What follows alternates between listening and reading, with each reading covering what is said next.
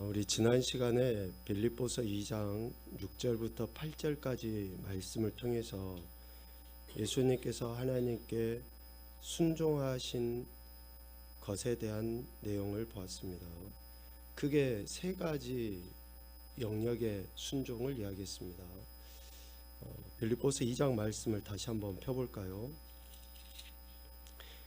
고난의 한 주간에 특별히 빌립보서 2장 6절부터 이 8절까지의 말씀을 통해서 예수님께서 우리에게 보여주신 신앙의 본 순종에 대해서 우리가 묵상할 수가 있습니다.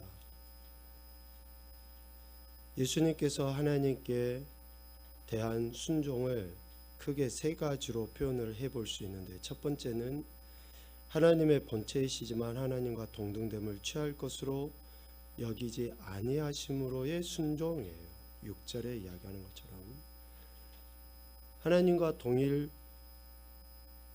본질이신 그 예수님께서 동등됨을 취할 것으로 여기지 아니하신 것이죠.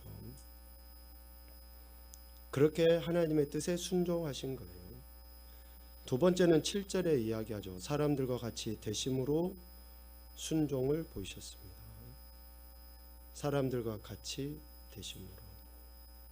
그리고 세 번째는 자기를 낮추시고 죽기까지 복종하심으로의 순종이에요. 8절에서 이야기하는 것처럼 철저하게 하나님이신 그분이 철저하게 인간이 되셨고 철저하게 십자가의 죽임을 당하시기까지 하나님께 순종하심을 보이셨다라는 거예요.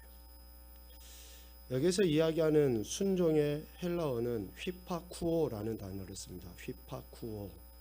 이 휘파쿠오라는 단어는 휘파와 아쿠오라는 단어의 합성어예요. 휘파와 아쿠오라는 단어의 합성어입니다. 휘파는 뭐뭐 아래에서 라는 의미가 있어요. 뭐뭐 아래에서. 아쿠오라는 말은 듣다 라는 의미가 있습니다. 그러니까 순종은 주인이시고 왕이신 하나님 발 아래에서 그분의 말씀을 듣는 것이 순종이에요. 우리는 순종을 이야기할 때 어떤 움직여져서 행동으로 드러나기까지 어떠한 결과물, 열매를 순종의 범주에 포함을 시킵니다. 그런데 헬라어에서 이야기하는 순종의 첫 번째 단계는 뭡니까? 듣는 거예요. 듣는 거. 누구의 말을 듣는 거예요? 왕이시고 주인이신 그분의 말씀을 듣는 거예요. 듣는 것도 잘못 들으면 안 돼요. 들어야 되지. 말을 듣는 것은 순종이 아니에요. 들어야 될 말, 이 들어야 될 말은 뭐의 연장선입니까? 관계의 연장선이에요. 관계. 그분과 나와의 그 관계에 대한 표현으로 듣는 거예요. 그러니까 듣지 말아야 될 이야기를 듣는 것은 뭐예요? 잘못된 관계를 맺었다라는 거예요. 사탄의 음성을 들어서는 안 되죠. 악을 도모하고 악한 일을 꾀하는 자들의 이야기를 들어서는 안 돼요. 왜? 그 관계를 떠나야 되기 때문에. 그런데 우리가 예수님의 말씀을 듣는다 라고 하는 것은 그분과 나와의 그 관계가 맺어졌다라는 것의 의미죠. 우리가 흔히 순종에 우리 품성에서는 고집으로 이렇게 표현하지만 반대어의 의미로 불순종이라는 단어를 쓰죠. 이 불순종의 헬라어는 파라쿠오라는 단어를 써요. 파라쿠오. 이 파라라는 단어는 우리 파라클레토스 이렇게 단어 성령님 그렇게 이야기도 할 때 옆에서 곁에서 이런 단어를 쓰지만 이 파라라는 의미는 적대적인 대적하는 그런 의미가 있어요. 그러니까 이 불순종이라고 하는 그 단어는 파라와 아쿠오라는 단어를 그 합성어인데 적대적인 마음을 가지고 듣는 것이 뭐예요? 불순종이에요. 불순종. 그러니까 그와 내가 불편한 관계에 있을 때 그러니까 들으려고 하지 않는 마음인 거예요. 이게 불순종이거든요. 행동으로 드러나기 이전에 그 마음의 자세가 이미 듣지 않으려고 하는 거예요. 눈을 안 마주쳐요. 딴청을 펴요. 애들의 그런 특징들 많이 있죠. 아이들 학교에서 지도를 해보면 지가 하고 싶은 대로 이렇게 하려고 할 때 선생님이 부르는데 틀림없이 들었어요. 그런데 그냥 고개를 돌려버려요. 지가 하고 싶은 대로 하려고 하니까. 주인이시고 왕이신 분에 대한 적대적인 마음을 품고 어떻게 해서든지, 그 원어를 이렇게 풀어놓은 그 문장을 보니까 불순종에 대해서 이렇게 해놨더라고요. 주인 왕에 대해 적대적인 마음을 품고 어떻게 해서든지 듣지 않으려고 하는 태도.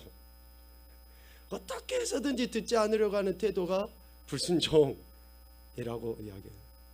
그러니까 얼마나 고집스럽습니까? 듣지 않는 거예요. 그러나 예수님은 하나님이심에도 불구하고 아버지 하나님께서 자신에 대해 하신 그 모든 말씀을 성취하시기 위하여 그분의 발 아래에서 들으실 뿐만 아니라 실질적으로 그런 삶을 살아내심으로 성경을 이루신 것이다 라는 거죠. 하나님과 동등된 분이심에도 하나님의 뜻에 순종하셨다. 그래서 특별히 아버지 하나님께 무릎 꿇어서 아버지 하나님이 원하신 대로 자신에게 주어진 그 잔을 받으신 것이죠. 이러한 순종 또 이러한 불순종의 결과가 어떻게 나타나는가? 로마서 5장의 말씀을 우리 한번 펴봅시다.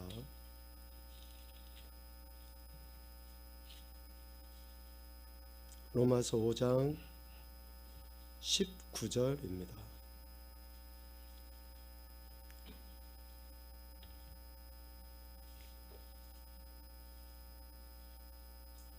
우리 로마서 5장 19절 말씀을 같이 보죠. 한 사람이 순종하지 아니함으로 많은 사람이 죄인 된 것 같이 한 사람이 순종하심으로 많은 사람이 의인이 되리라. 아멘. 순종하지 아니함, 불순종, 고집, 적대적인 마음을 품고 듣지 않으려고 함, 어떻게 해서든지 듣지 않으려고 함 때문에 많은 사람이 죄인이 되었지만 한 사람이 순종하심으로 무릎을 꿇고 그분의 발 아래에서 이렇게 그 말씀을 들음으로 많은 사람이 의인 되리라 라고 이야기합니다. 여기에서 순종하지 아니하다라는 그 표현을 17절과 18절 말씀에서는 한 사람의 범죄로 말미암아, 그런즉 한 범죄로라는 단어를 쓰고 있어요. 결국 순종하지 아니함은 뭐예요? 죄, 범죄라고 이야기합니다.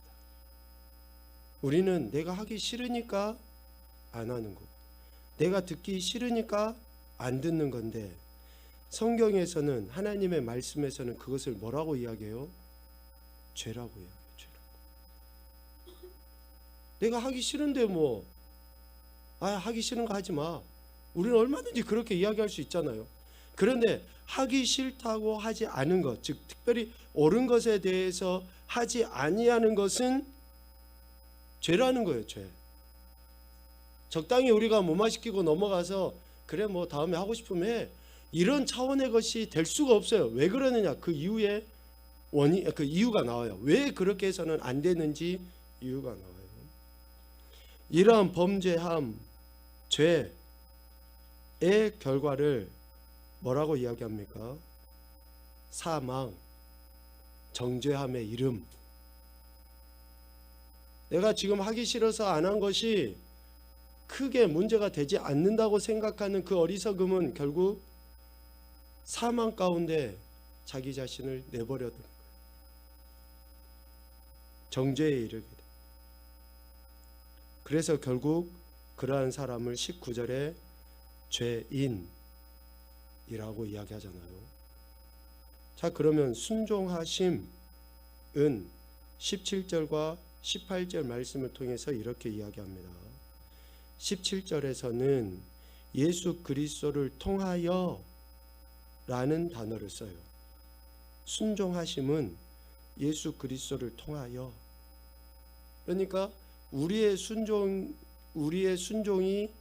하나님이 보시기에 합당한 순종이 될 수 있는 근거는 뭐예요?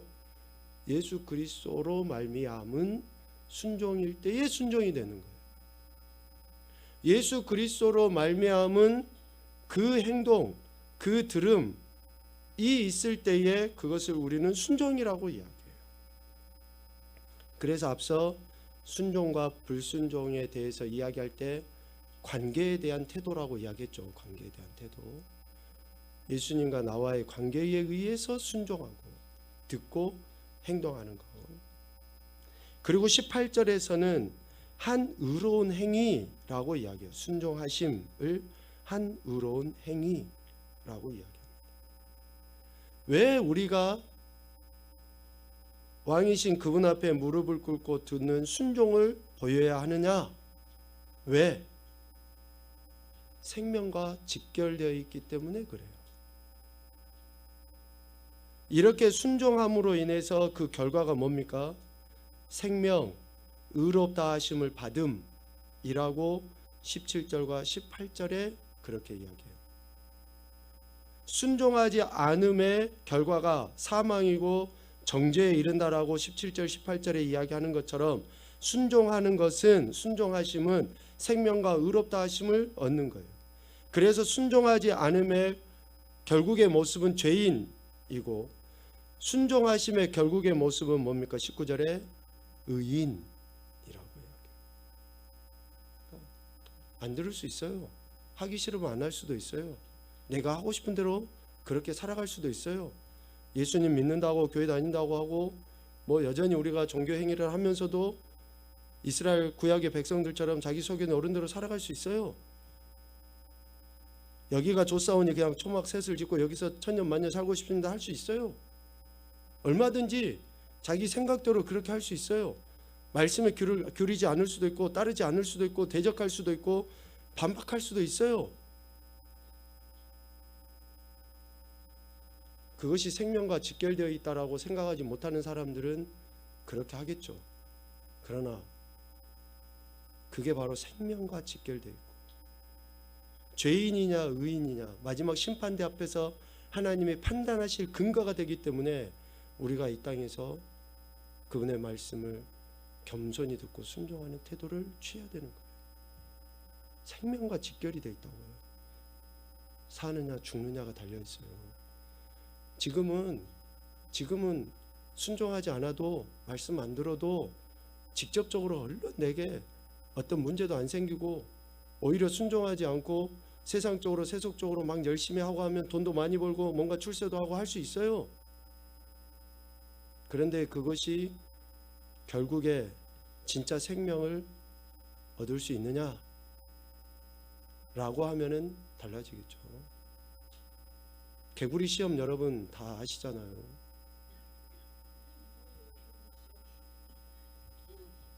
개구리 시험.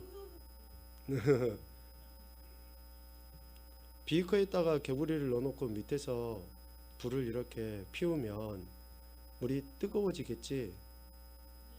물이 뜨거워질 거야. 그런데 개구리는 그 안에서 점차 천천히 물이 뜨거워지니까 자기가 그 뜨거운 물에 견딜 수 있을 거라고 생각하고 거기서 못 나오는 거야. 그래서 죽는 거지 결국은.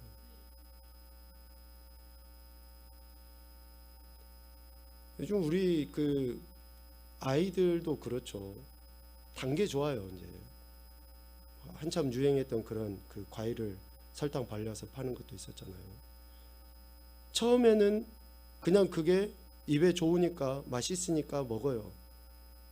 그런데 점차 그것이 우리의 몸을 얼마나 해롭게 하는지를 우리가 생각을 못하는 거예요. 꼭 그와 같은 이치예요.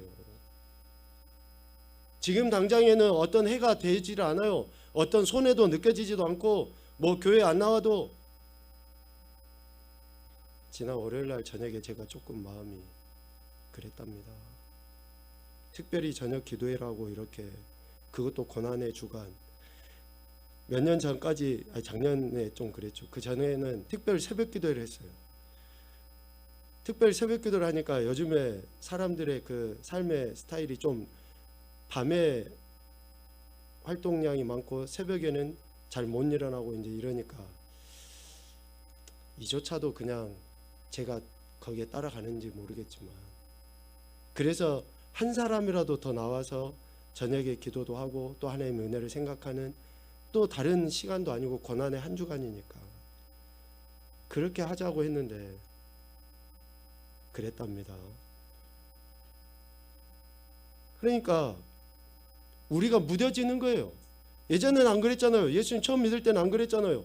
그런 은혜가 있었고 기쁨이 있었고 감사가 있었고 그렇게 했는데 시간이 지나고 세월이 지나면서 무뎌져요. 그런데 이런 무뎌짐에도 특별한 어떤 별로 영향이 없어요. 내 문제가 뭐 생긴다든지 어떤 그런 갈등이 막 별로 생기질 않아요. 그러니까 무뎌지는 거죠. 그런데 다시 이야기합니다. 순종하지 아니함과 순종함의 결과는 사망이냐 생명이냐로 나뉘어지게 됩니다. 그래서 순종과 순종하지 않으면 단순히 이 땅의 삶 가운데만 영향을 미치는 것이 아니라 영원한 삶 가운데 영향을 미쳐요. 영원한 삶 가운데. 그래서 우리는 이 순종과 순종하지 않음에 대해서 거부할 수가 없어요. 부인할 수가 없습니다. 왜 그렇습니까? 이미 예수 그리스도께서 하나님 뜻에 순종하셔서 대속의 죽임을 당하셔 버렸기 때문에, 다시 이야기합니다. 왜 우리에게 순종과 순종하지 않음을 거부할 수 없냐? 이 순종과 순종하지 않음이 생명과 사망으로 왜 나눠질 수밖에 없느냐?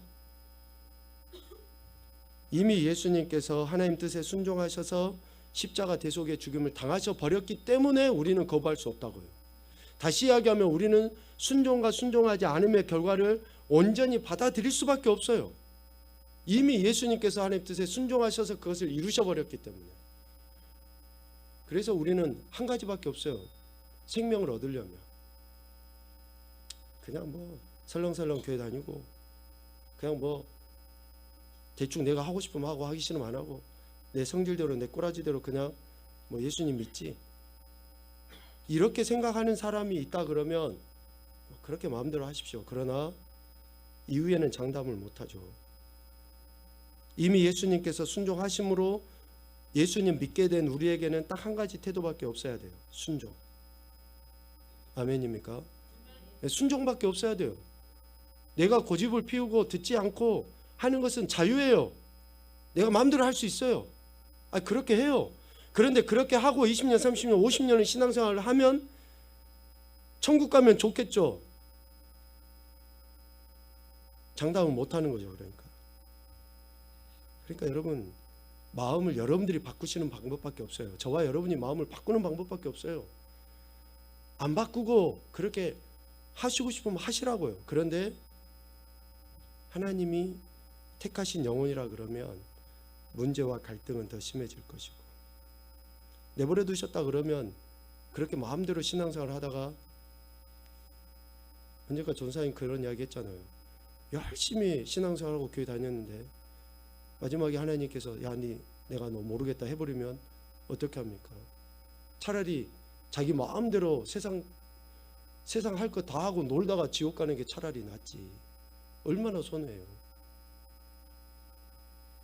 지옥 안 가려고 예수님 믿는다고 말은 했는데 순종하지 않아. 그것만큼 비참한 인생이 어디 있습니까? 그래서 우리가 순종해야 될 이유는 크게 두 가지예요. 첫째는 믿음의 주이신 예수님께서 하나님 뜻에 순종하셨기 때문에 우리는 순종해야 돼요. 두 번째는 하나님께서, 예수님께서 우리 마음의 중심을 정확하게 아시기 때문에 순종해야 돼요. 우리의 마음, 내 믿음, 내가 아무리 방방 뛰고 믿음이 좋은 것처럼 해도 하나님은 아신다니까요. 그러니까 순종해야 돼요. 내가 아무리 뭐 믿음의 사람, 믿음의 말, 뭔가를 표현을 해도 진짜 내가 순종하고 있는지 그것을 하나님이 아시거든요. 우리 마음의 중심을 정확하게 꿰뚫어 보시잖아요. 믿습니까, 여러분? 두렵죠? 무섭지 않아요?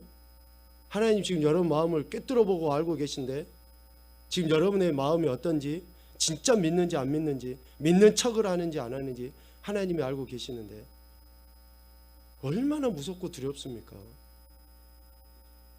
두렵잖아요. 그러니까 우리가 벌거벗은 모습으로 이렇게 다 드러나게 돼 있으니까 오로지 그분의 말씀으로 정결함을 얻어 누려야 되고, 그런 순종의 삶을 살아가는 거죠. 지난 시간에 이어서 우리 계속 이야기를 해 보도록 하겠습니다. 우리 주님의 눈은 우리 영혼의 가장 비밀한 곳까지 속속들이 다 볼 수 있습니다. 여러분 믿으십시오. 믿어지지가 아니라 믿기 싫겠지만 이것을 믿으셔야지 돼요.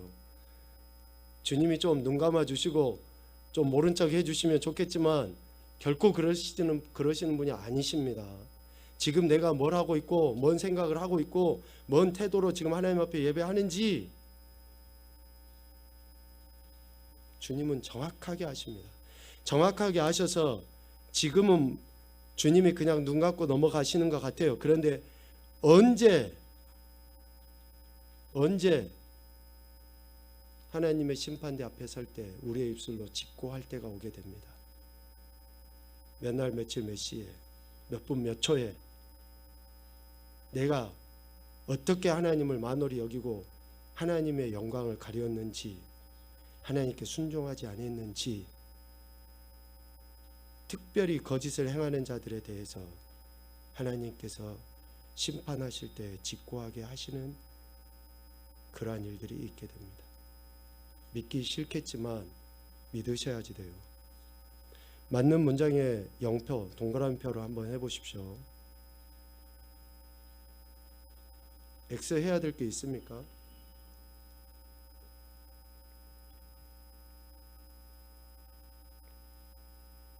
아니, 너무 문제가 어려워서 대답을 안 하시는 거예요? X 해야 될 게 있어요 혹시? 오늘 우리가 읽은 말씀처럼 모든 생각을 사로잡아 그리스도에게 복종하게 해야 됩니다. 우리는 우리의 모든 생각 속에서 그리스도께 복종해야 돼요. 생각 속에서. 여러분들이 예배 제대로 드리고 싶은 생각이 없을 수 있어요. 그것을 사로잡아서 굴복시켜야 돼요. 기도하거나 말씀 읽거나 묵상하거나 이런 것을 별로 하고 싶은 생각이 들지 않을 수 있어요. 게으름을 피우고 싶은 생각이 들 수 있어요. 그것을 복종시켜야지 돼요. 그 생각을, 미움이 드는 생각을 복종시켜야 돼요. 원망하고 싶은 생각을 복종시켜야 돼요. 막 시기 질투나는 생각을 복종시켜야 돼요. 언제까지 제가 이걸 해야 될까요? 아멘 할 때까지 그냥 계속 할까요? 아니, 우리가 이렇게 들어지는 그런 모든 생각들을 하나님 앞에 굴복시키고 복종시켜야죠. 거기서부터 우리는 하나님의 은혜를 경험했다고 하는 증거를 드러요. 시기하고 질투하고 원망하고 불평하고 이런 생각들, 로마서 12장 2절에서도 분명히 이야기하죠. 우리 정훈이가 한번 크게 읽어보자. 시작.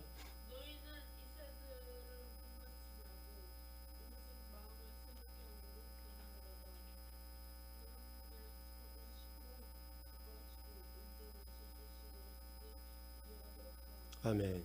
마음을 새롭게 함으로 변화를 받아. 생각을 새롭게 하는 거예요. 세상 사람들도 참 이런 단어들을 많이 써요. 생각이 바뀌어야 된다. 내가 바뀌면 세상이 바뀐다. 여러분, 세상 사람들도 이러는데 하물며 예수님 믿는 우리가 정말로 우리의 마음가짐을 바꾸지 않고 어떻게 은혜를 경험하고 하나님의 영광을 드러낼 수 있습니까? 내 생각에 사로잡혀서, 내 경험에 사로잡혀서 내가 원하는 대로 하고 내 마음에, 내 수에 틀려버리면 그냥 있는 성질 없는 성질 다 내고 불평하고 정죄하고 판단하고 업신여기고 예수님을 십자가에 못 박으려 했던 그 장본인들이 누굽니까?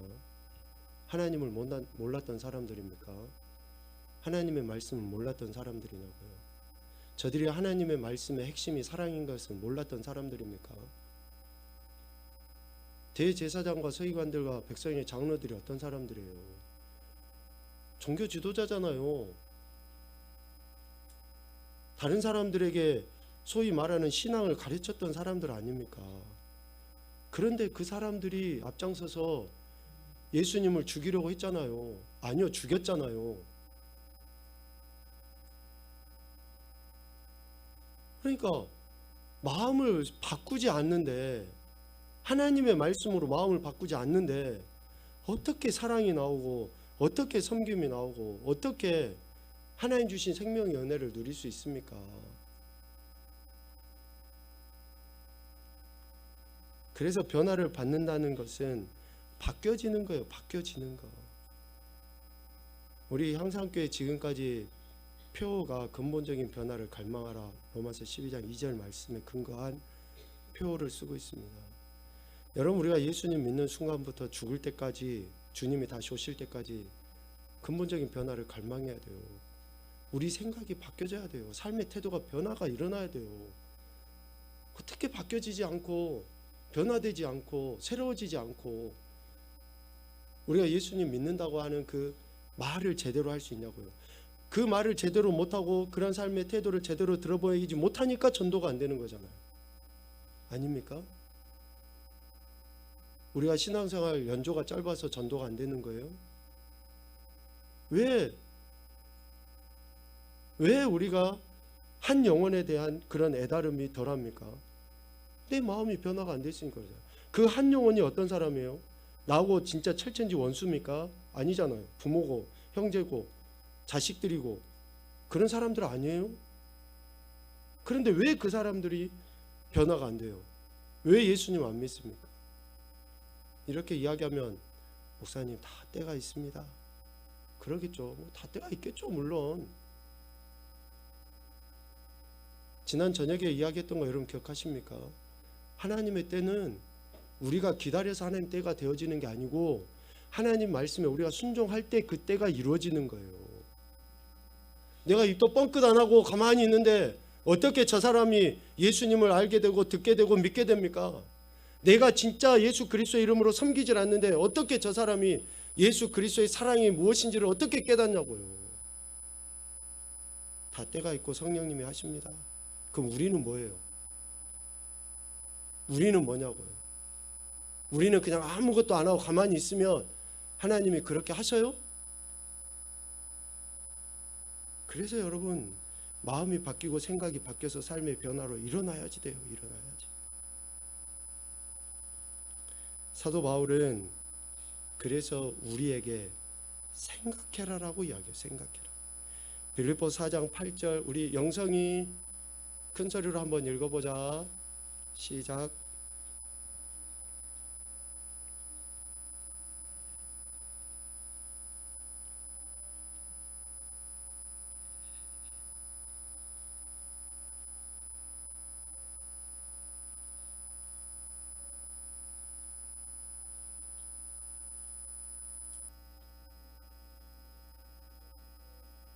아멘. 이것들을 생각하라.